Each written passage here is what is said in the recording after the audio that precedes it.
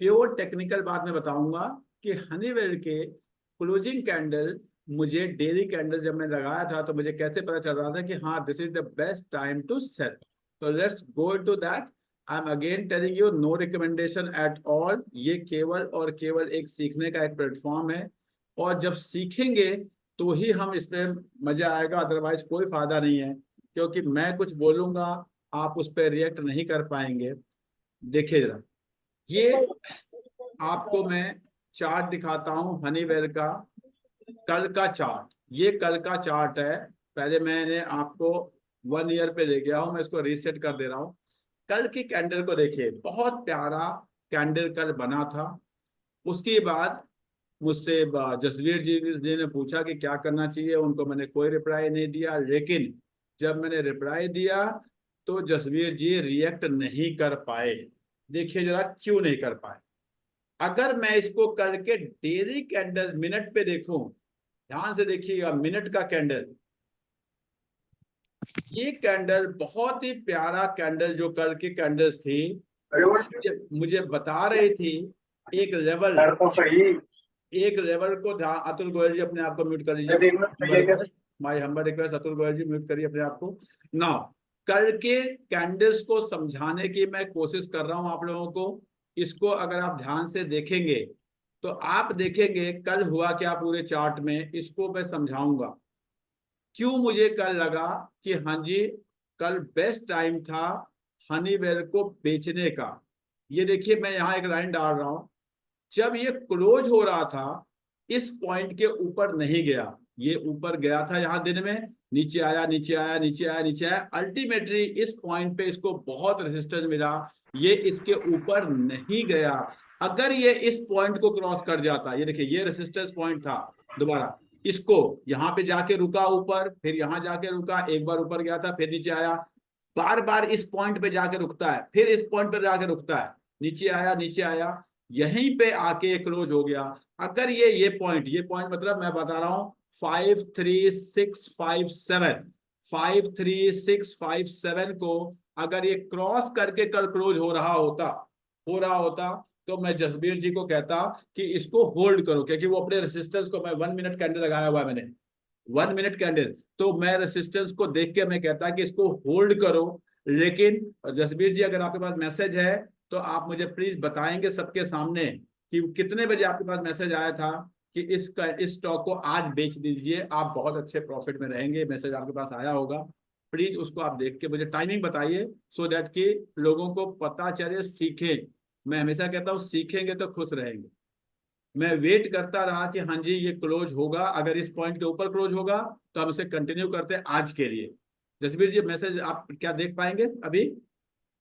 मैं अनम्यूट करके बोलिए, म्यूट करके बोलेंगे तो समझ में नहीं आएगा। जसबीर जी, हाँ सर, मैं अभी देख रहा हूँ। अभी अच्छा देख। देख रहे हैं, वैसे तब तक मैं भी देख लेता हूँ, सो दैट कि मैं आपको बता रहा हूँ इस चीजों को सीखे। मैं बार बार कहता हूँ सीखें, टिप्स से जीवन नहीं चलने वाला। मेरे समझ से मैंने आपको 3:23 पे, 3:23 पे आपको ये देखिए, ये 3:24, 3:23 यहाँ पे कहीं कैंडल बन रही थी, और ये पता चल गया कि अब ये कैंडल इसके ऊपर नहीं जाएगी। हाँ, 3:23 पे आया था। 3:23 पे आपके पास मैसेज आ गया होगा, क्योंकि लाल कैंडल बन रही थी उस समय। यहाँ देखिए 3, 21, 22, 23 यहाँ पे जाके ये कैंडल जो है ये बन रही थी, और ये इसने बता दिया कि अब ये ऊपर नहीं जाएगा, इतना ऊपर अब अगले 2 मिनट में नहीं जा सकता था किसी भी हालत में। इसलिए मैंने आपको मैसेज भेज दिया। और मैं अगर थोड़ा आपने, देखने में लेट हो गया सर, कोई मैसेज बात नहीं, देखने वो आपकी मर्जी है। मेरा काम देखिए सर, मेरा काम आपको टिप देना नहीं है, मेरा काम आपको सिखाना है। मैं एग्जाम्पल के थ्रू आपको भी और बाकी लोगों को भी सिखाना चाह रहा हूं कि देखिए 3:23 पे यहाँ कहीं हम लोग थे, 23, ये देखिए ये कैंडल दिख रही होगी, ये आपको 3:24 की कैंडल को अगर आप ध्यान से देखेंगे, ये हाँ 23 मिनट, ये बार बार इस पॉइंट को ये पार ही नहीं कर पा रही थी। ये यहीं पे आके रुक जा रही थी, 22 वाली कैंडल भी रुक गई, 23 वाली कैंडल भी रुक गई, नहीं गई, तो पता चल गया कि नहीं जी अब ये इतना ऊपर नहीं जाएगी, ये एक रेसिस्टेंस है, इस रेसिस्टेंस को पार नहीं करेगी। और अगर आपने इसको रिएक्ट किया होता या आप इसको समझते और अपने हिसाब से देते, तो आज देखिए ये चार्ट अपने आप कम से कम उस पॉइंट से आज कल के क्लोजिंग से, कल का क्लोजिंग था 55647, और आज ये क्लोज हुआ है कुछ 5-2, तो करीब करीब 500 रुपए का, 500-400 रुपए का करीब ये नीचे जाके 5-2 नहीं, 300 रुपए करीब नीचे जाके क्लोज हुआ। लर्निंग क्या है हमारा? लर्निंग हनी ऑटो नहीं है। लर्निंग हमारा ये नहीं है कि कितना नुकसान किया कितना फायदा किया। लर्निंग ये है कि अगर आपको स्टॉक मार्केट में बने रहना है तो आपको सीखना पड़ेगा कब डेली कैंडल यूज करना है, कब वीकली कैंडल यूज करना है, कब मंथली कैंडल यूज करना है, चार्ट पैटर्न को देखना है। अगर आप इन चीजों को देखेंगे, ऐसा बिल्कुल नहीं है। लोग कहते हैं ना हम हाईएस्ट पे क्या बेच सकते हैं, हाई लोएस्ट पे क्या खरीद सकते हैं, एकदम कर सकते हैं, लेकिन उसका तरीका तभी है जब आप स्क्रीन पे बैठे। इसलिए मैं कहता हूं पहले आपको डिसाइड ये करना है कि आप वो पर्सन है जो स्क्रीन पे बैठ सकता है या वो पर्सन है इन्वेस्ट कर सकता है। जैसे मुझे कोई कहे मैं स्क्रीन पे नहीं बैठ सकता, कल मैं उस समय घर पे था इसलिए मैंने देख लिया, आज मैं घर पे नहीं था, आज मैं किसी स्कूल में था, मैं नहीं देखा, तो यानी मैं कैंडल बाय कैंडल ट्रेडिंग नहीं करता हूं, क्योंकि मैं स्क्रीन पे बैठा नहीं रह सकता दिन भर, मैं कुछ काम करता हूं, इन्वेस्टिंग में साथ में करता हूं। अगर आप इन्वेस्टिंग को ट्रेडिंग बना के स्क्रीन पे बैठना चाहते हैं तो आप बड़े आराम से अच्छे लेवल पे आप खरीद बेच कर सकते हैं। वो उसके लिए टेक्निकल की क्लासेस होती हैं, टेक्निकल की अंडरस्टैंडिंग होती है, टेक्निकल के बुक्स होते हैं, वो आपको सीखना है, और वो कोई बड़ा काम नहीं होता है। लेकिन फिर बताता हूं कि आप चाहें कि इन्वेस्टिंग को पार्ट टाइम ले, आप टीचर हैं, आप प्रिंसिपल हैं, आप ट्रेडर, आप किसी और दुकान के ट्रेडर हैं और समथिंग है, और आप सोचे कि मैं स्टॉक मार्केट भी साथ में करता हूं और तब मैं टिक बाय टिक काम कर पाऊंगा, तो नहीं कर पाएंगे। और मैं इसे नहीं कर रहा इंट्राडे के लिए, इवन आप स्विंग ट्रेडिंग के लिए भी अगर आपको अच्छे लेवल पे बेचना और लो लेवल पे खरीदना है तो आपको स्क्रीन पे दिन में 2 घंटे 4 घंटे 5 घंटे देखना पड़ता है, जब भी देखना पड़ता है। इसीलिए क्योंकि हम और आप ये नहीं कर सकते, इसलिए मैं हमेशा कहता हूं कि प्लीज उन चक्करों में ना पड़े, अच्छे शेयर को अच्छे लेवल पे खरीदो। अब जब हम अच्छा लेवल कहते हैं तो कई चीजें हमें चार्ट पैटर्न से दिखाती है। मैं आज आपको 2 चार्ट दिखाऊंगा, बल्कि 3 चार्ट दिखाऊंगा, 2 जिसमें हो चुका है और एक जिसमें हो रहा है। और लेकिन जब वो चेंज हो जाएगा तभी आपको समझ में आएगा कि हाँ ऐसा होगा। तो लेकिन मेरा काम है दिखाना, बताना। सबसे पहले मैं आपको निफ्टी का चार्ट दिखाऊंगा। निफ्टी का चार्ट, अगर आप निफ्टी के चार्ट को देखेंगे तो आपको एक चीज समझ में आएगी कि बाइंग लेवल्स हमें कैसे समझ में आती हैं कि हाँ ये बाइंग लेवल है और ये एक अच्छी बाइंग लेवल है। निफ्टी के चार्ट को देखेंगे तो हमेशा कहता हूं कि अगर पास्ट का रेसिस्टेंस जब सपोर्ट बनता है तो वो बहुत अच्छा सपोर्ट होता है। ये मैं आप लोग को कई बार बता चुका हूं। जितना ज्यादा इसको जानेंगे समझेंगे स्टडी करेंगे आप उतने खुश रहेंगे। पास्ट का रेसिस्टेंस अगर सपोर्ट बनता है तो वो बहुत अच्छा सपोर्ट होता है। ये मैं एक बार नहीं 2 बार नहीं, स्टॉक्स में नहीं, इंडेक्स में कई जगह बता चुका हूं। तो अगर आप देखेंगे तो ये मेरा एक पास्ट का रेसिस्टेंस हुआ था, ये मेरा पास्ट का रेसिस्टेंस था, ये मेरा पास्ट का रेसिस्टेंस था, और उसके बाद वही पॉइंट, ठीक वही पॉइंट मेरा सपोर्ट बना। जब सपोर्ट बना, जब पास्ट का रेसिस्टेंस सपोर्ट बनता है तो एक बहुत अच्छा सपोर्ट होता है जो इंडिकेट करता है कि अब मैं अगर यहाँ स्टॉक को पकड़ूंगा तो मुझे स्टॉक अच्छा रन देगा, एक अच्छे रनअप के वो चांस होते हैं। ये मैंने आपको निफ्टी इंडेक्स में दिखाया। क्या यही चीज किसी स्टॉक में भी दिखा सकता हूं? मैं आपको एक स्टॉक में भी दिखाने की कोशिश करता हूं, आप इसको देखेंगे प्लीज। 10 20 25 50 होता क्या है, हम देखते नहीं है। हम क्लासेस कितनी भी अटेंड कर रहे हैं, वीडियोस कितनी भी देख रहे हैं, एक्चुअल में ये वीडियो देख के पढ़ने वाली जो थ्योरी है दुनिया की सबसे बेकार थ्योरी है। मैं स्कूलों में भी जाता हूं तो वहां बच्चों को बताता हूं यही बात, और यही बात मैं आप लोग को बता रहा हूं। दोनों थ्योरी में आप जब पढ़ते हैं और जब वीडियो देखते हैं तो दोनों में क्या डिफरेंस है अभी मैं आपको बताऊंगा। ये देखिए, ठीक वैसा ही जैसा निफ्टी में हुआ था। मारुति में यहाँ रेसिस्टेंस बना, यहाँ रेसिस्टेंस बना, और वही पॉइंट आपका सपोर्ट बना। जब आपका पास्ट का रेसिस्टेंस आपका सपोर्ट बनता है तो वो अपने आप में बहुत ही अच्छा सपोर्ट होता है। और अच्छा, एक चीज मैं आपको बता रहा हूँ, प्लीज अगर आप वीडियो कॉन्फ्रेंसिंग पे हैं, वीडियो ऑन कर रखी है, तो आपको हमें पता होना चाहिए कि हाँ different ladies are sitting in different room, हमारा ड्रेस कोड हमारा कैसा होना चाहिए कि हाँ हम उसको रहें। अगर आप ऐसा नहीं करते हैं तो please you can be remove. तो प्लीज इस चीजों को, बेसिक चीजें एक होती हैं जिसको हमें ध्यान रखना है। नाउ अब आप देखेंगे कि ये एक, जब मेरा पास्ट का रेजिस्टेंस यहां जाके रुका, यहां जाके रुका, जब ये दोनों पॉइंट पे रुका, यानी ये मेरे रेजिस्टेंस है, ये मेरे रेसिस्टेंस है, और यही रेसिस्टेंस जब मेरा सपोर्ट बन गया तो ये एक अच्छी बाइंग अपॉर्चुनिटी होती है। और इस बाइंग अपॉर्चुनिटी ने मुझे दे दिया कि हाँ जी, मैं यहाँ से, अब मैं यहाँ से बाई करता हूं तो मुझे एक अच्छी बाइंग अपॉर्चुनिटी मिलती है।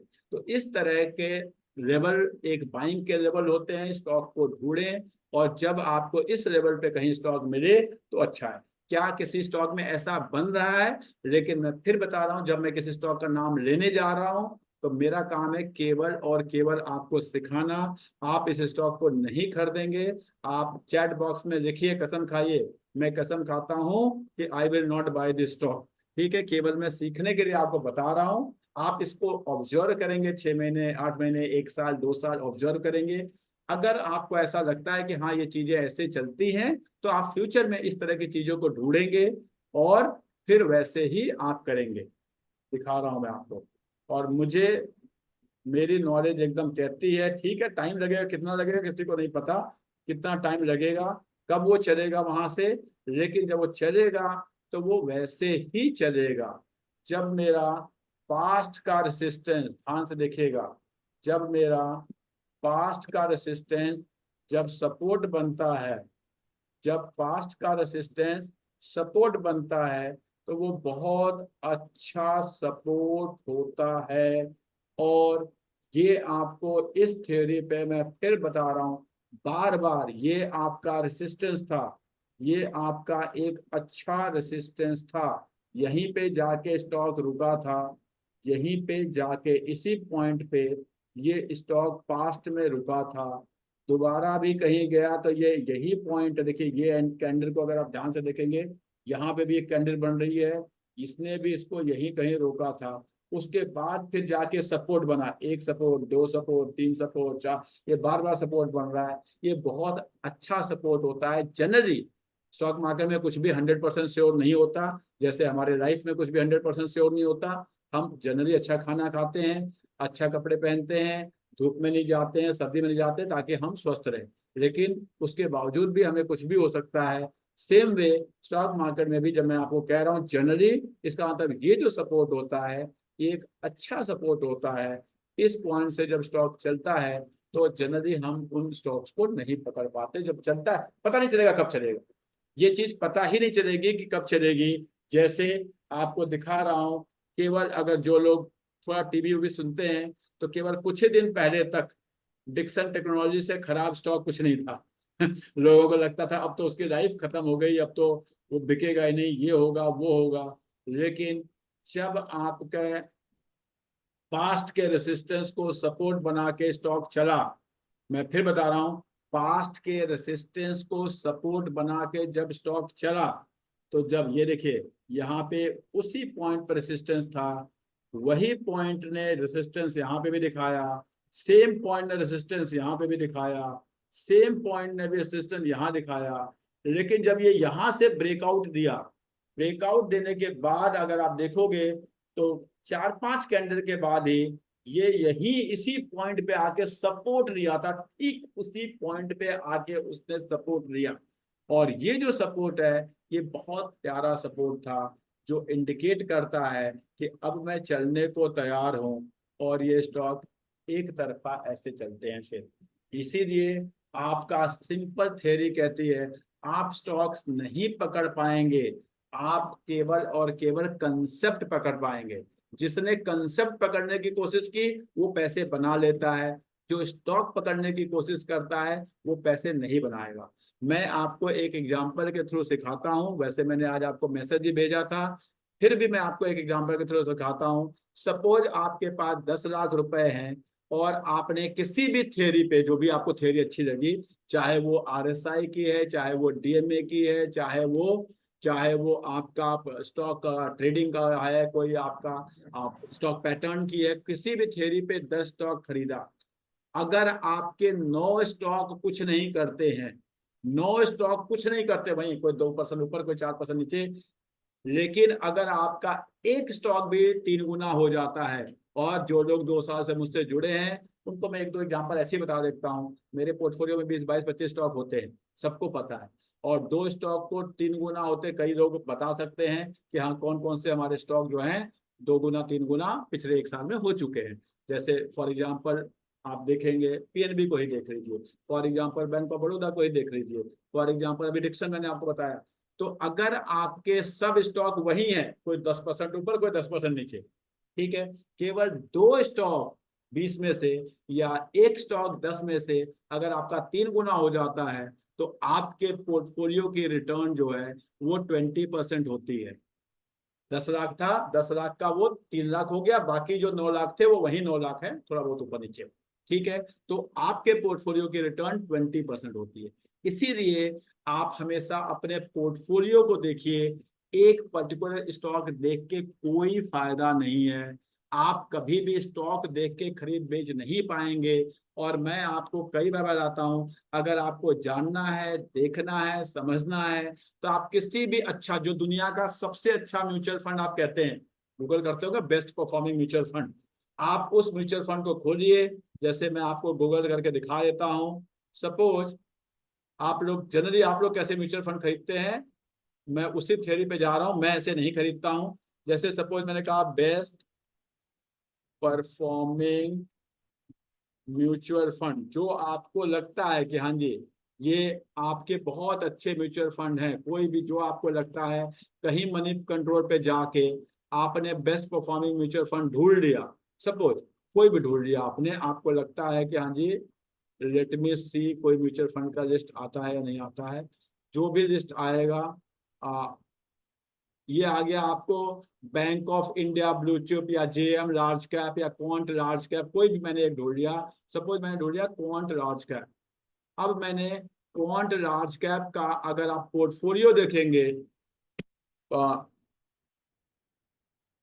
Shares in quant large cap, ठीक है, अगर आप देखेंगे तो आपको शेयर्स के नाम आ जाएंगे, कौन कौन से शेयर उस मैनेजर ने खरीद के रखे हुए हैं, उसके पोर्टफोलियो के सब शेयर आपके पास आ जाएंगे, सी ऑल, यहां मैंने सी कर दिया।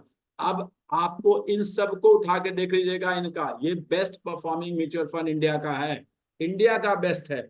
मैं नहीं कह रहा कल खरीद लेना प्लीज, लेकिन जब आप इनको जाके देखेंगे कि जी इन स्टॉक्स में पिछले 1 साल में क्या हुआ, तो आप देखेंगे कोई 2 3 4 ऐसे होंगे या एक होगा जो 2 गुना 3 गुना 4 गुना हो गया होगा, रिलायंस जैसा होगा जो वही का वही होगा, ठीक है, ब्रिटानिया में कुछ नहीं हुआ होगा, मेरे को कुछ का नाम पता है इसलिए मैं आपको बता रहा हूँ, गेल वहीं पड़ा होगा, ठीक है, टाटा स्टील बहुत कुछ हुआ, विप्रो नीचे चला गया होगा, ठीक है, उसके बाद टाटा केमिकल थोड़ा बहुत बढ़ा होगा, तो अगर इन्फोसिस नीचे चला गया होगा, लेकिन लेकिन पोर्टफोलियो एज अ होल फिर भी ये बेस्ट परफॉर्मिंग बन गया, पोर्टफोलियो एज अ होल फिर भी ये बेस्ट परफॉर्मिंग बन गया, क्योंकि मैनेजर जो है, जो फंड मैनेजर है, वो पोर्टफोलियो को देखता है ना कि स्टॉक को।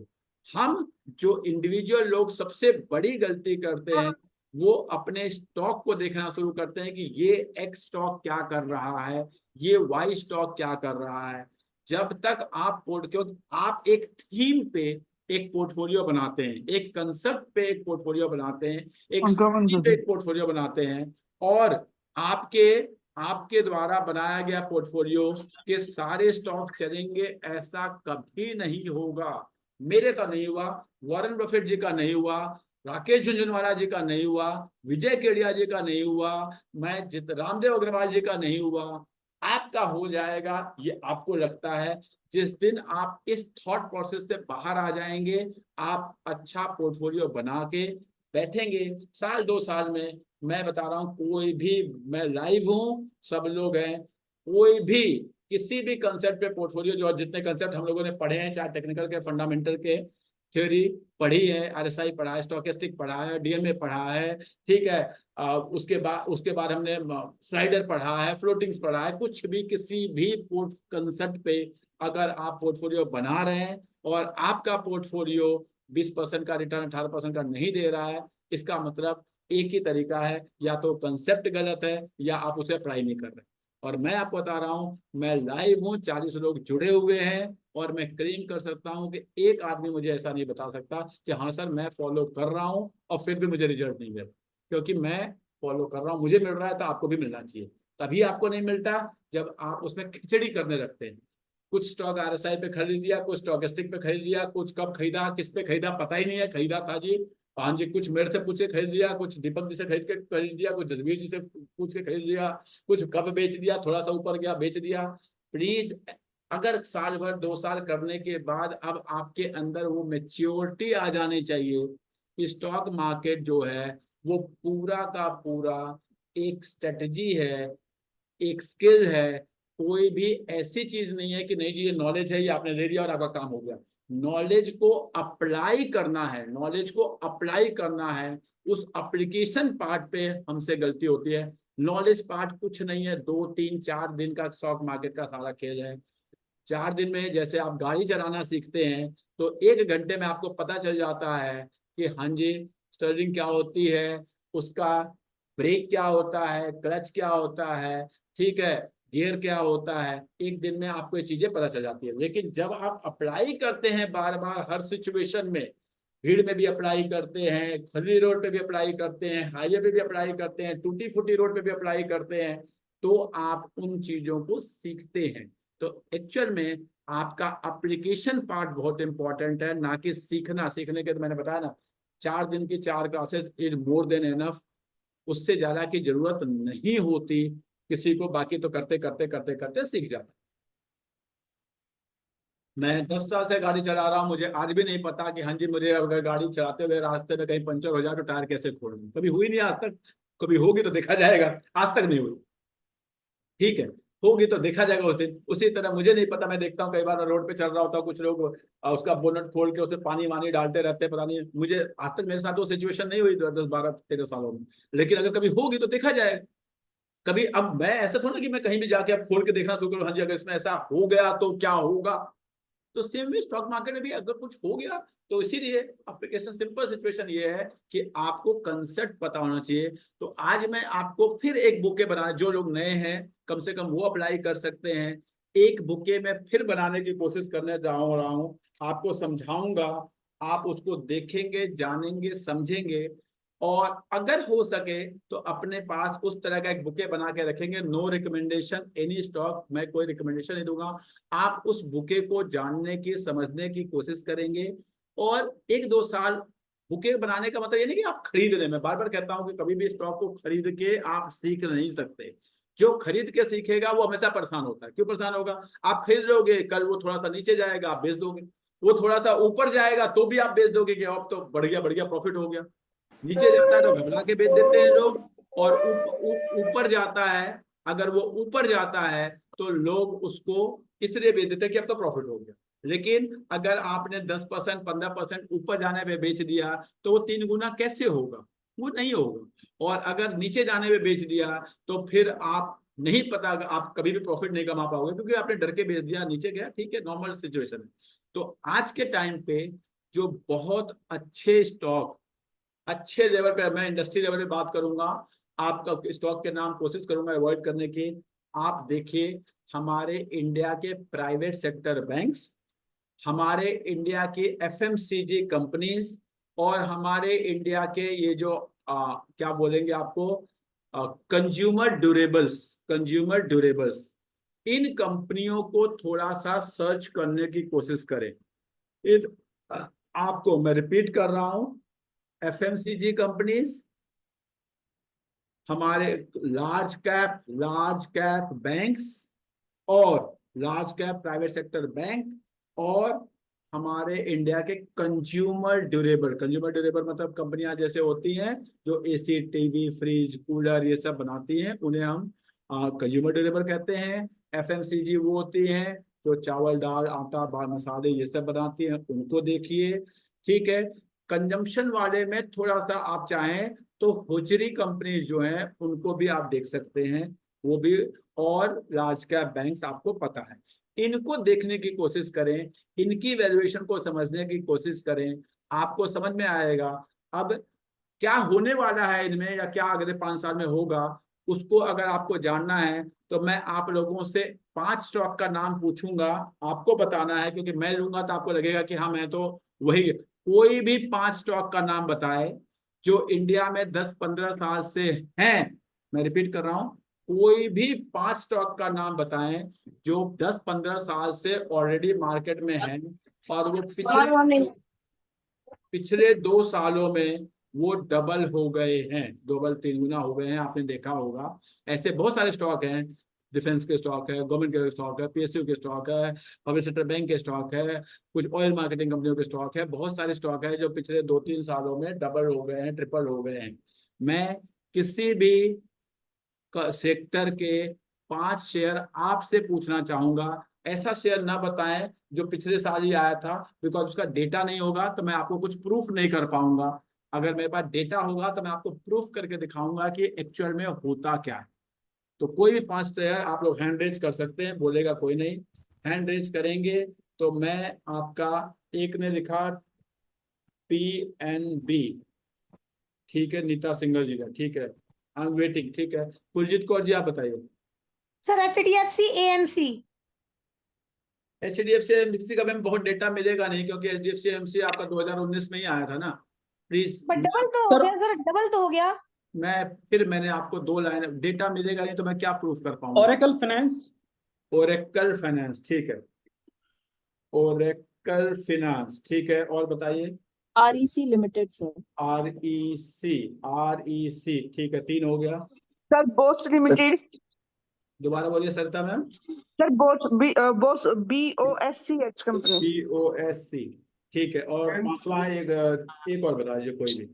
Sir Tata Motors. किसी सर ने टाटा लिखा टाटा, मोटर्स। ठीक है, टाटा मोटर्स। चलिए, इन स्टॉक्स का हम 10 साल का, प्लीज, केवल कोई भी रिकमेंडेशन नहीं है, इन स्टॉक के थ्रू मैं आपको कुछ सिखाने की कोशिश करूंगा। आपने स्टॉक बताया, मैंने नहीं दिए हैं, प्लीज इनको लिखेंगे। हम 10 साल का डेटा 2014 से 2024 का डेटा देखेंगे और कुछ जानने की कोशिश करेंगे कि हुआ क्या। एक एक को लेके चलते हैं, शुरू करते हैं PNB से, ठीक है। प्लीज आपके लिए एक लर्निंग होगी, इस लर्निंग को जितना कहते हैं ना डेटाबेस लर्निंग करेंगे तो आप रियलिटी को समझ पाएंगे, अदरवाइज आप कभी भी स्टॉक मार्केट में पैसा नहीं कमा पाएंगे। PNB, सबसे पहले PNB को ही ले लेते हैं। 2000, आपको लग रहा है कि ये पैसा डबल हो गया, लेकिन मैं थोड़ा सा 2000 इनका जो डेटा है आपको मैं 2010 साल, क्योंकि किसी को ये सपने में नहीं आता कि किस दिन आपका स्टॉक चलना शुरू होगा। ये कोई कहे कि हाँ जी मुझे पता था कि ऐसा होगा, ऐसा कुछ नहीं होता है। ये देखिए, आपने स्टॉक बताया 2014 से, अगर मैं इसको देखूं, ध्यान से देखिएगा, 2014 में ये स्टॉक था 151 रुपए का, आज है 122 रुपए का। क्या इसमें कुछ गेन हुआ? क्या इसमें कुछ गेन हुआ किसी को? जल्दी बताइए हाँ या ना। No sir, no. 0 हो गया, यहाँ पे हमारी वैल्यू हुई 0, परसेंटेज ऑफ गेन हुआ यहाँ पे 0, ठीक है। मैं 5 स्टॉक ले रहा हूँ जो आपने मुझे बताया, मैंने नहीं बताया। अगर आपको लगता है कि कोई इंसान यहाँ खरीदेगा यहाँ बेचेगा, यहाँ खरीदेगा यहाँ बेचेगा, यहाँ खरीदेगा यहाँ बेचेगा, मैंने कहा ऐसा नहीं होता है, ऐसी दुनिया नहीं चलती है, ऐसे स्टॉक नहीं चलता।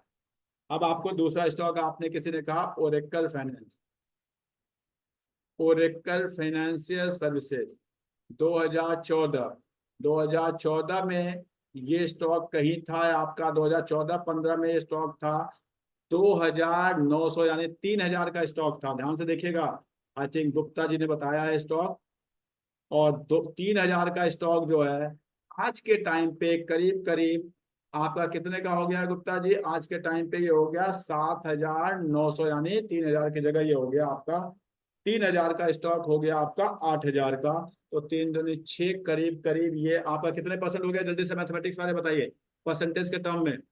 3,000 का स्टॉक अगर 8,000 का हो गया तो मेरे समझ से 166% का इंक्रीज हुआ है। मैं क्या मैं सही हूं? 3,000 का स्टॉक अगर 8,000 का हो गया तो मेरी कैलकुलेशन कहती है कि 166%। अगर किसी को गलती है तो प्लीज, हो सकता है मुझे मैथ स्कूल वालों ने दी नहीं थी, 10th के बाद कहा था यू डोंट डिजर्व मैथ। ठीक है, नेक्स्ट मैं अगले स्टॉक पे जाता हूं। वो आपने बताया REC। देखिएगा ध्यान से, 2014 में ये स्टॉक कुछ था आपका कितने रुपए का, 70-71 रुपए का। अब इस 70-71 रुपए से ये स्टॉक हो गया आज के टाइम पे कहीं 400 रुपए का। जल्दी बताइए, ये कुछ आपका कितने गुना हो गया? 10 गुना हो गया। 10 गुना यानी ये आपका हो गया 1000% का करीब करीब। ठीक है, देखिएगा ध्यान से। नेक्स्ट है आपका, नेक्स्ट स्टॉक की बात आपने कहा बॉस, किसी ने कहा बॉस, जो कि आप लोगों ने अपने तरफ से सबसे बेस्ट स्टॉक चूज करके निकाले होंगे। फिर भी मैं एक रैंडम डेटा लेके आपके सामने प्रूफ करने की कुछ कोशिश करूंगा। उसी को आपको जानना है, समझना है, क्योंकि जब जिसने REC खरीदा उसको ये नहीं पता था कि वो सारे के सारे REC ही खरीदा था। ये हुआ 22% का। और पांचवा स्टॉक किसी ने बताया Tata motor. Tata motor, Tata motor 2014 में कुछ 600 रुपए का था, आज ये 900 रुपए का है। 900 कुछ रुपए है, 945। तो ये कितने रुपए हो गया? 639, करीब करीब 150 50% हुआ ना सर? करेक्ट। हाँ, 50% का इंक्रीज हुआ। नाउ अब आप ध्यान से समझिएगा, कोशिश करिएगा। एक स्टॉक में, मैं रिपीट कर रहा हूं, एक स्टॉक में 0, दूसरे में 166%, तीसरे में 1000%, चौथे में 22% और पांचवे में 50% का इंक्रीज हुआ। टोटल आप ऐड करिए एक बार जरा, 166 प्लस 1000 प्लस 22 प्लस 50, बताइए कितना होता है? रिपीट कर रहा हूं, 166, 160 लीजिए, 170 लीजिए, जो आपका मन करे। 170 प्लस 1000 ये हो गया 1170 प्लस 22 1200 मान लेता हूं मैं। 1200 प्लस 50 1250, 1250%। ध्यान से, कितने सालों में? 10 सालों में। 10 सालों में 1250%, जिसमें आपने एक REC लिया, जिसमें आपकी लॉटरी निकल गई। यानी आपके पोर्टफोलियो का रिटर्न क्या हुआ, डिवाइड बाय 10 कर दीजिए, आपको समझ में आ जाएगा। तो एक लॉटरी निकली, वो किसी को नहीं पता था कौन सा स्टॉक है। क्या अगर मुझे पता होता उस समय की, तो मैं सारे पांचों के पांचों REC खरीद लेता कि नहीं खरीदता? बताइए Deepak ji, Jasveer ji. Yes sir. Yes, sir. लेकिन उस समय किसी को नहीं पता होगा कि REC में ऐसा होगा और PNB 0 होगा, ये किसी को नहीं पता होगा। किसी को नहीं पता होगा कि बॉस केवल मुझे 22% ही रिटर्न देगा, बॉस बहुत अच्छी कंपनी थी, अगर आपको पता हो। किसी को नहीं पता होगा कि आज टाटा मोटर, आज आपको लग रहा है टाटा मोटर 3 गुना हो गया, लेकिन टाटा मोटर केवल 50% दिया 10 सालों में। 10 सालों में केवल 50%, कुल मिला जुला के। लेकिन अगर आपने इस 5 स्टॉक का पोर्टफोलियो बना लिया होता, ये सब के सब अपने आप में कुछ कुछ लॉजिक पे, तो आपका पोर्टफोलियो परफॉर्म कर गया। क्या आपको मैं ये बात प्रूफ कर पाया या नहीं कर पाया, ये बता दीजिए। पोर्टफोलियो एज अ होल, अगर आपने REC को 3 गुना या 4 गुना या 5 गुना होने पे बेच दिया होता, तो आज ROC 1000 गुना नहीं हुआ होता, 1000% का ग्रोथ नहीं हुआ होता, 10 गुना नहीं हुआ होता। और अगर आपने PNB को नीचे जाने पे बेच दिया होता, तो आज वो 0% ना होता, वो -300% होता, -200% का, सॉरी 300 तो क्या, -100% हो गया होता, क्योंकि वो सर 500 से 30 रुपए पे आ गया। तो पूरा का पूरा 100% ही पैसा आपका इरोड हो चुका था उसमें। तो इसीलिए मैं बता रहा हूं कि आपको जब भी डीलिंग करनी है, जब भी डिसीजन लेने हैं, आपको हमेशा और हमेशा पोर्टफोलियो पे लेना है।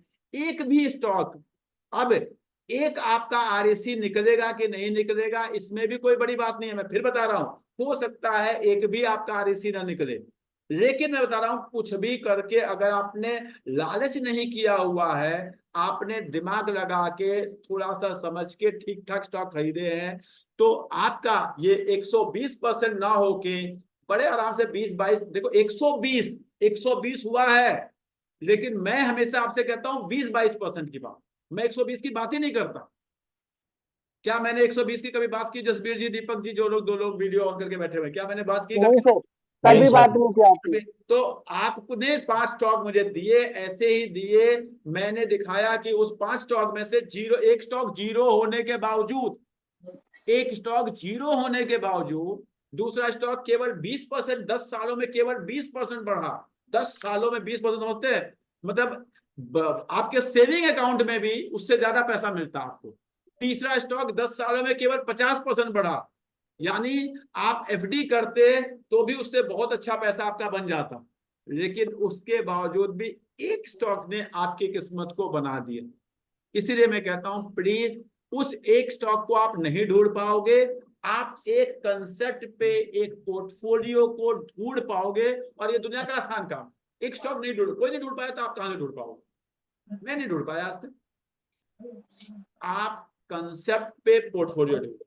कंसेप्ट क्या हो सकता है? मुझे जैसे मैंने बताया, चलो जी मैं इंडिया के टॉप 4 बैंक ले लूंगा, इंडिया के टॉप 4 एफएमसीजी कंपनी ले लूंगा, इंडिया के टॉप 4 ऑटो कंपनी ले लूंगा, इंडिया के टॉप 4 टेक्नोलॉजी कंपनी। ये मेरा एक कंसेप्ट है कि मैं हर सेक्टर के टॉप 4 कंपनियां ले लेता हूं। ये मेरा एक कंसेप्ट। कुछ भी मैं बता रहा हूं, कंसेप्ट आपका कुछ भी हो सकता है। नहीं जी, मैं 4 नहीं लेके मैं 2 लूंगा, 10 सेक्टर से लूंगा। मैंने क्या किया? मैंने 4 लिया, 5 सेक्शन से लिया। आप क्या कर सकते हैं? नहीं जी मैं 2 लूंगा, 4 सेक्टर से लूंगा, 10 सेक्टर से लूंगा। कोई तीसरा कहता है नहीं जी मैं तो 5 लूंगा। और तो आपको पहले अपने कंसेप्ट को, नहीं जी मैं तो टेक्नोलॉजी लूंगा ही नहीं, कोई बात नहीं, कोई दिक्कत नहीं है, इससे कोई फर्क। आप डिफेंस लेंगे या नहीं लेंगे, कोई इंफ्रास्ट्रक्चर लेगा या नहीं लेगा, कोई पब्लिक सेक्टर बैंक लेगा, कोई प्राइवेट सेक्टर बैंक लेगा, इन सब चीजों से कोई फर्क नहीं पड़ता। आपके पास एक पोर्टफोलियो होना चाहिए, वो वेल डाइवर्सिफाइड होना चाहिए। सिंपल, वो वेल डाइवर्सिफाइड होना चाहिए। मतलब अगर आपको बैंक लेना है तो ऐसा ना करें कि सारा का सारा पैसा एक ही बैंक में लगा दो। अगर आपको टेक्नोलॉजी कंपनी लेनी है तो अब जैसे मैं आपको बता रहा हूं, पिछले 3-4 सालों का मैं आपको डेटा बताता हूं। पिछले 3-4 सालों में जो मैंने टेक्नोलॉजी कंपनी में पैसा लगाया, वो मैंने 2 में लगाया। ठीक ठाक पैसा, छोटा मोटा की बात नहीं कर रहा हूं, ठीक ठाक पैसा 2 में लगाया। एक लगाया टीसीएस में, एक लगाया इन्फोसिस में। एक सिंपल 2 कंपनियां मुझे अच्छी लगी, ठीक लगी, दोनों में मैंने पैसा लगाया। इन्फोसिस जहां खरीदा वही है, जहां खरीदा वही, 1400-1500 के एवरेज में खरीदा हुआ है, वो वही है। 3-4 सालों का डेटा है मेरे पास। इन्फोसिस पहले का पड़ा हुआ है, 10 साल पहले का पड़ा हुआ है, उसमें काफी ग्रोथ है, उसकी मैं बात नहीं कर रहा हूं। मैं पिछले 2-3 सालों का जो पैसा लगाया मैं उसकी बात कर रहा हूं। अब लेकिन मैंने टीसीएस जहां खरीदा, वहां से वो करीब करीब मुझे लगता है मुझे 50% का रिटर्न दे चुका है। कैसे दे चुका है? कि मेरा एवरेज 3000 के आसपास है, स्टॉक का प्राइस 4000 के आसपास है, 2 बार मैं उसमें बाई बैक ले चुका हूं, तो इसलिए मुझे 50% के आसपास का वो रिटर्न मुझे दे चुका है। अब क्या हुआ? एक ने मुझे जहां था वहीं था 2 सालों में, दूसरे ने मुझे 50% का रिटर्न दे दिया, यानी साल का 25% दे दिया। ठीक है, अब मुझे पता है इन्फोसिस जब चलेगा तो वो भी दे देगा। तो इसलिए आपका एवरेज ही रिटर्न आ सकता है, आप जो खरीदेंगे सब चलेगा ऐसा नहीं होगा। अनदर एग्जांपल, चलिए जी ये तो हो गई आपकी इसकी। अब मैं चलता हूं बैंकिंग में। मैंने क्या किया? मैंने 2-3 सालों का ही केवल मैं डेटा बता रहा हूं आप लोग को, जो लोग जानते हैं इसलिए बता रहा हूं क्योंकि बहुत सारे लोग जुड़े हुए हैं, वो जानते हैं। मैंने कुछ प्राइवेट सेक्टर बैंक खरीदे, एसबीआई, अभी पता ही होगा जसबीर जी या दीपक जी या कोई है, एसबीआई खरीदा जैसे हम लोगों ने। किस हाँ रेट जी, में हाँ है। खरीदा था सर, कुछ है याद है? सर। हाँ यस सर। ठीक है, एसबीआई खरीदा, पीएनबी खरीदा, बैंक ऑफ बड़ौदा खरीदा, उधर से हमने केनरा बैंक खरीदा, सॉरी हाँ केनरा बैंक खरीदा, उधर से बैंक ऑफ महाराष्ट्र भी। हाँ बैंक ऑफ महाराष्ट्र भी। बैंक ऑफ महाराष्ट्र खरीदा, उधर से हमने Canara bank, Kotak bank, HDFC और एक्सिस खरीदा। ये हमने एक बैंक का एक पूल बना। एक्सिस जो है 600 के आसपास खरीदा था, वो 1000-1100 हो गया। एचडीएफसी जहां खरीदा था आज भी वही है। कोटक महिंद्रा बैंक जहां खरीदा था आज भी वही है, आज भी वही है।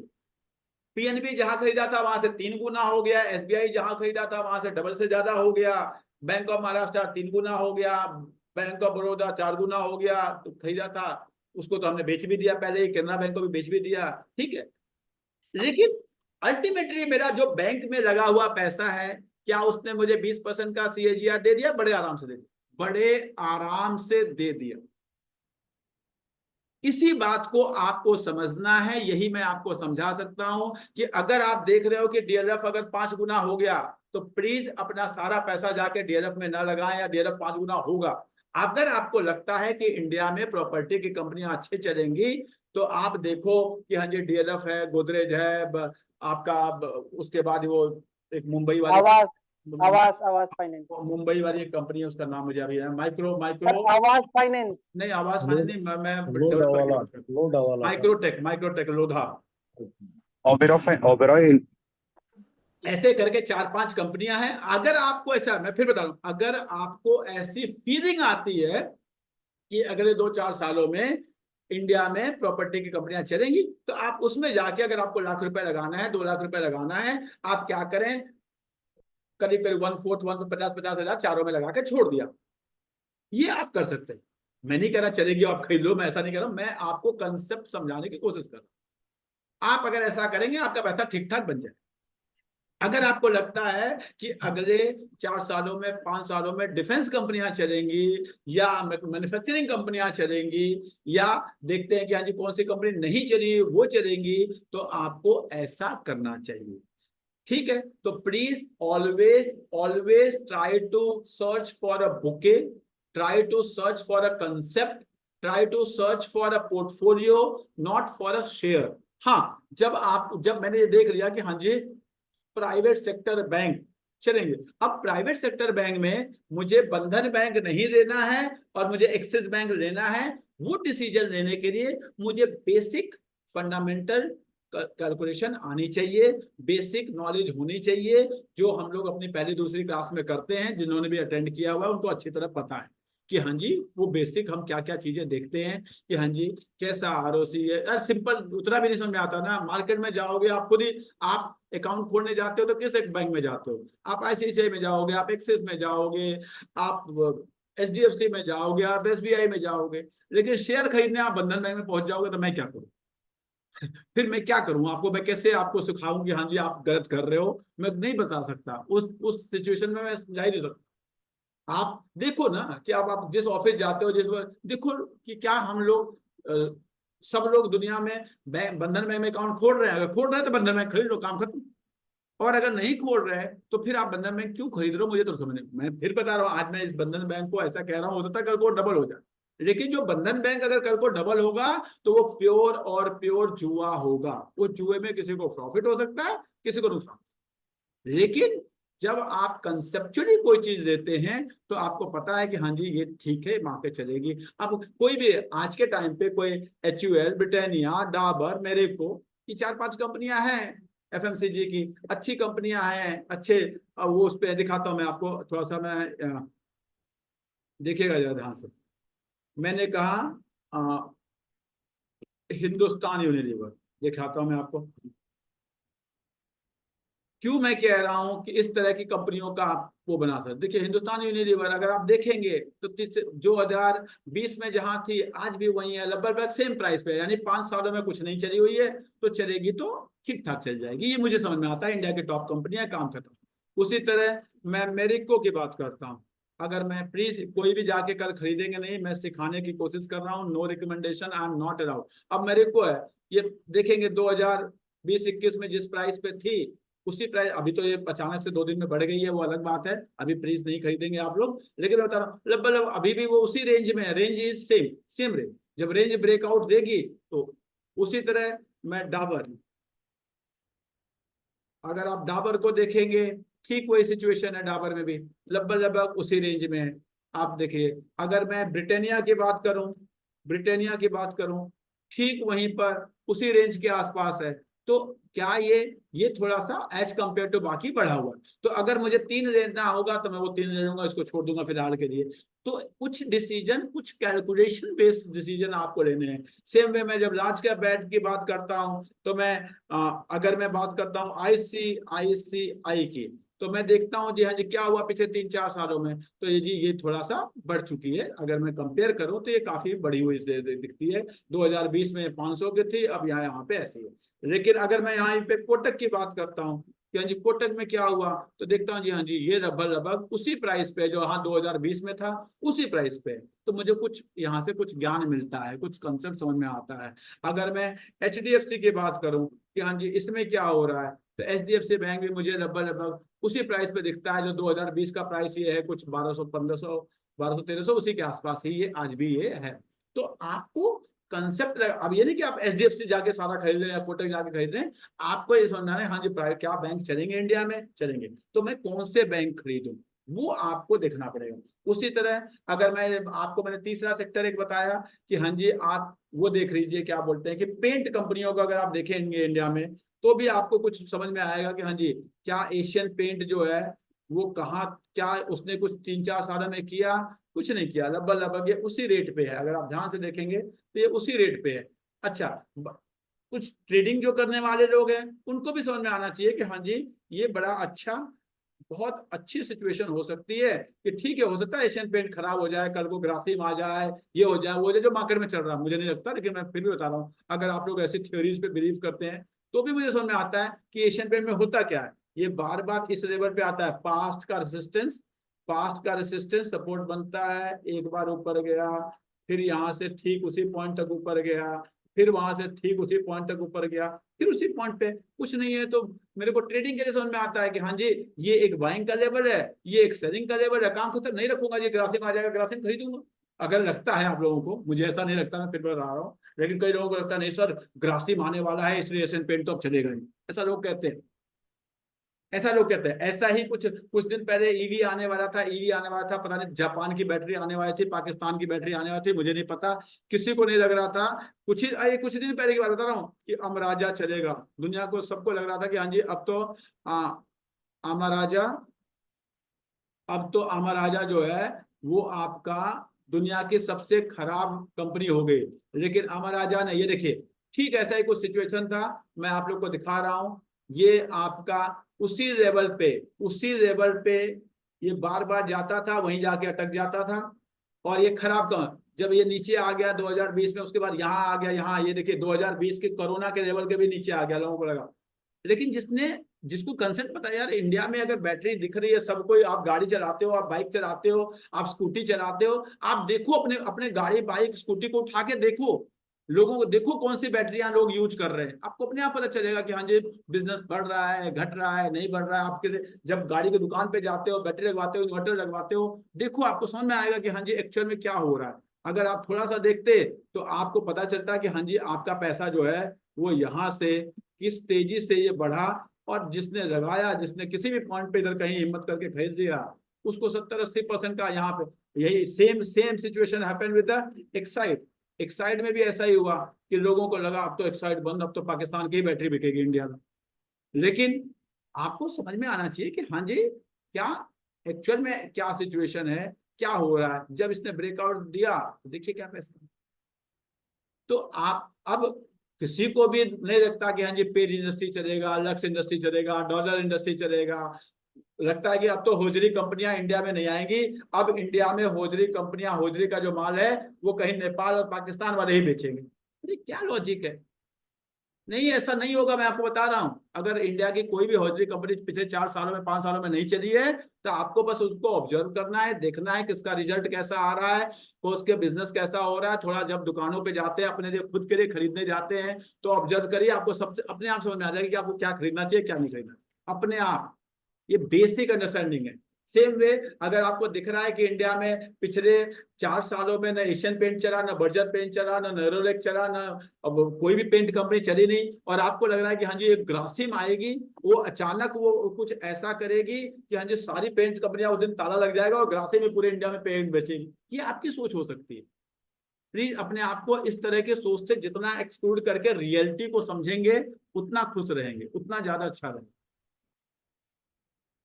तो आप रियलिटी को समझिए कि हाँ, अब मैं नहीं कह रहा कि आप बर्जर खरीदें या नेरोलैक खरीदें या इग्नो नोबल खरीदें, आपको देखना है आप कौन सा अच्छा है, रिजल्ट देखिए, फंडामेंटल को पढ़िए, जानिए, समझिए, लेकिन प्लीज जितना रियलिटी के पास रहेंगे उतना अच्छा है, और जितना अपने पोर्टफोलियो पे बिलीव करेंगे, मैं बार बार वर्ड यूज कर रहा हूँ, पोर्टफोलियो पे बिलीव करेंगे उतना अच्छा पैसा बन जाएगा। अदरवाइज आप देख लीजिए प्लीज घर जाइए, गूगल करिए, देखिए अच्छे से अच्छे, मैं फिर बता रहा हूं, क्यों आपको लगता है कि आप एक सीए से अच्छे होंगे, एक सीएफए से अच्छे होंगे, एक एमबीए से अच्छे होंगे? जो लोग 10-10 करोड़ के, 10-10 हजार करोड़ के पोर्टफोलियो मैनेज कर रहे हैं, उनसे आप अच्छे होंगे? उनके पोर्टफोलियो में 30 कंपनी, 40 कंपनी, 50 कंपनी है, वो एक म्यूचुअल फंड चला रहे हैं, उनकी कंपनियां, उनकी खरीदी हुई, उनके आप जाके देखिए कि इंडिया के कितने म्यूचुअल फंड कंपनियों के पोर्टफोलियो में एशियन पेंट है। आप जाके देखिए, आपको समझ में आ जाएगा। उनको नहीं लगता एशियन पेंट खराब है, लेकिन आप इतने नॉलेजेबल हो चुके हैं, आपकी स्किल इतनी डेवलप हो चुकी है कि आपको लगता है एशियन पेंट तो दुनिया की बेकार कंपनी होगी।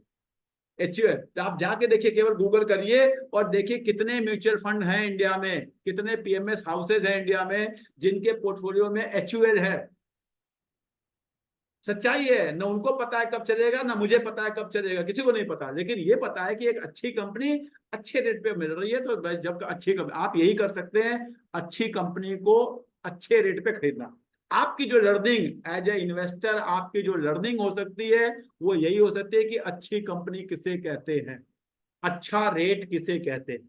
ये दो चीजें आपको सीखना है। इसके लिए जितना एफर्ट लगाएंगे, जून 2024 में हर साल गर्मियों की छुट्टियों में मैं कोशिश करता हूं एक नया बैच शुरू करने का, उन लोगों के लिए जो बिगिनिंग से सीखना चाहते हैं, जो नए लोग होते हैं। इस बार मैं फिर जून में 1 हफ्ते का एक नया बैच शुरू करूंगा बिगिनिंग के लिए। प्लीज वो लोग जो 10 बार कर चुके हैं वो ज्वाइन न करें, उससे कोई फायदा नहीं है। उन लोगों के लिए जो नए लोग हैं उनके लिए मैं शुरू करूंगा, मुझे कांटेक्ट कर लीजिएगा। आप लोग जरूर ज्वाइन करें, आपकी लर्निंग होगी। उस लर्निंग के बेसिस पे अच्छे, कोई चार्ज नहीं है टीचर्स के लिए, टीचर्स के लिए फ्री ऑफ कॉस्ट है, जरूर ज्वाइन करें, लर्निंग सीखें। अच्छे शेयर किसे कहते हैं, अच्छा रेट किसे कहते हैं, और अच्छे शेयर को अच्छे रेट पे खरीदते रहें। पोर्टफोलियो में कितने शेयर होने चाहिए, खरीदते समय किन बातों का ध्यान रखना है, बेचते समय किन बातों का ध्यान रखना है, इन चीजों को ही केवल आपको जानना है और शेयर खरीदते रहना, आपके पैसे बन जाएंगे। आई होप मैं आपकी कुछ मदद कर पाया। अगर आप में से कोई कुछ फीडबैक देना चाहेगा तो जरूर मैं चाहूंगा मैं आपकी बात को सुनूं। किसी के मन में कोई क्वेश्चन हो, कोई फीडबैक हो?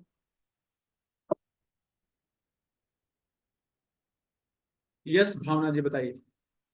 नमस्कार सर। नमस्कार, कैसे हैं आप? छुट्टियां हो गई आपकी? नहीं हुई? आई थिंक आप तो विंटर बाउंड स्कूल में है ना, शायद आपकी गर्मी की छुट्टियां नहीं होती होंगी, सर्दियों की होती नहीं है? नहीं सर, गर्मियों की होगी अच्छा, अभी, गर्मी की होती है आपकी? नेक्स्ट ऑनवर्ड्स है। अच्छा बताइए। मैं ये कहूंगी, जैसा कि आप जानते हैं कि मेरे को 1.5 साल हो गया आपसे जुड़े हुए। What I have learned here is, जो 98% पैसे लोग जो है पैसे गवाते हैं, और जो 2% लोग पैसे कमाते हैं in share market, it is totally based on discipline, it is totally based on conviction, it is totally based on reworking on your strategies. तो ये चीज मैंने ऑब्जर्व करी कि अगर मैं शॉर्ट टर्म ट्रेडिंग भी करती हूँ फॉर 2 मंथ्स 3 मंथ्स, तो वो टोटली डिसिप्लिन बेस्ड होता है, तभी पैसा बनता है। और most important part is patience. तो दिस इज समथिंग जो इंसान ऐसे नहीं सीखता है through TVs, through YouTube videos, through Instagram के पोस्ट। ये जब एक एक मेंटोर का साथ होता है जिसके पास 20 साल का एक्सपीरियंस है, तब वो धीरे धीरे धीरे धीरे आता है। वरना हमारी जनरेशन इतनी हर चीज में क्विक चाहती है कि हम लोग ये चीज फिर सस्टेन नहीं कर पाएंगे। So it has been a beautiful learning journey with you sir. Thank you so much sir. Thank you very much for your kind words. मुझे बस एक चीज बताना है कि 1.5 साल आपने कहा हो गया, 1.5 साल में आपका पोर्टफोलियो कैसा परफॉर्म कर रहा है? Are you happy with that? नहीं सर, आप बताना 1.5 साल। चाहेंगे बाकी लोगों को? यस बिल्कुल सर। मेरे कलीग्स हैं, दो कलीग्स हैं, उनमें से जो तो उनका एंड एक जने का most of the time losses रहता है, और एक जना काफी हड़बड़ी में रहता है। कहता है कि एक ऐसा कोई शेयर बता दो जिससे जो है हमें पता चल जाए कि कितना चलेगा कितना नहीं चलेगा। मैं अपने पोर्टफोलियो से बहुत खुश हूँ। ये मेरा लर्निंग फेज है, और मुझे पता है आगे चल के इसको मैं इम्प्लीमेंट करूंगी तो I earn good returns. It's Very- consistency and implementation sir. Very good, thank you very much. Vipin Baid ji, आप कुछ कहना चाह रहे हैं? Good evening sir. Good evening. Sir am I audible? Yes yes, you are audible. Sir मतलब मैंने जब से ज्वाइन किया है, नवंबर से मैंने ज्वाइन किया था, जब आपने सर दिवाली में एक गिफ्ट दिया था, मतलब आपने बोला था कि जियो फाइनेंस ये मेरे तरफ से मैं एक गिफ्ट दे रहा हूँ, आप लोग उठा लीजिए। तो सर मतलब उसके बाद से मैंने आपकी क्लासेस स्टार्ट की ज्वाइन करना, और सर एकदम स्ट्रिक्ट मतलब डिसिप्लिन पे चल रहा हूँ। पहले तो ऐसा रहता था कि जब कोई गिरा तब खरीद लो और फिर जब उठा तो बेच दो। सर वो स्ट्रैटेजी से मैंने जो आपकी स्ट्रैटेजी को कंपेयर किया, डेफिनेटली सर ह्यूज डिफरेंस, मतलब मैं अपने आप में बहुत अलग डिफरेंट चीजें फील कर रहा हूँ। और आपने बोला था कि इंटर्नशिप वाली क्लासेस आपको अटेंड करनी है तो दिसंबर में मैं स्टार्ट करूंगा। सर रेगुलर मैंने पूरी क्लासेस ज्वाइन किया, पूरी एक कॉपी बनाई है, नोट्स बनाए हैं, और उस नोट्स को मैं स्टडी करता हूँ सर। और उसमें लिखा हुआ है कि सर ने ये कहा है, ऐसा करना है, वैसा करना है। तो बस उसी स्ट्रैटेजी को फॉलो कर रहा हूँ। भले सर मेरा पोर्टफोलियो बहुत ज्यादा नहीं है अभी, 6-7% ही रिटर्न दिया, but I am happy sir कि पहली बार मेरा पोर्टफोलियो। आपको लग रहा है कि नवंबर से अप्रैल तक में बिगिनर के लिए जिसने पहली बार सीखा जी है 6-7% का जी। रिटर्न खराब है?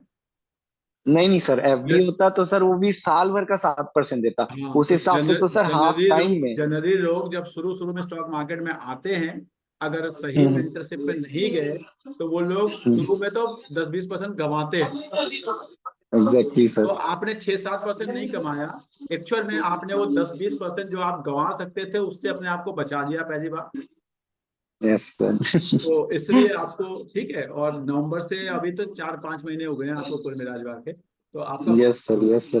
ठीक है। और सर एक और चीज बताया था आपने, बजटिंग की जो क्लास ली थी उसमें सेविंग करना। तो सर वो सेविंग सर एग्जैक्टली वो भी एक सर, मतलब पोर्टफोलियो में अगर उसको मैं ऐड कर दूं तो वो भी तो बढ़ रहा है सर। वो भी एक बहुत अच्छी चीज सीखी sir. Thank you so much sir. Thank you very much. मैं चाहूंगा कि आप लोग ग्रुप्स पे फीडबैक जरूर लिखें, सो दैट कि ज्यादा से ज्यादा लोग इन सेशंस को ज्वाइन करें और हम लोग साथ साथ ग्रो करें। Thank you very much. Thank you. Thank you sir, thank you sir. Thank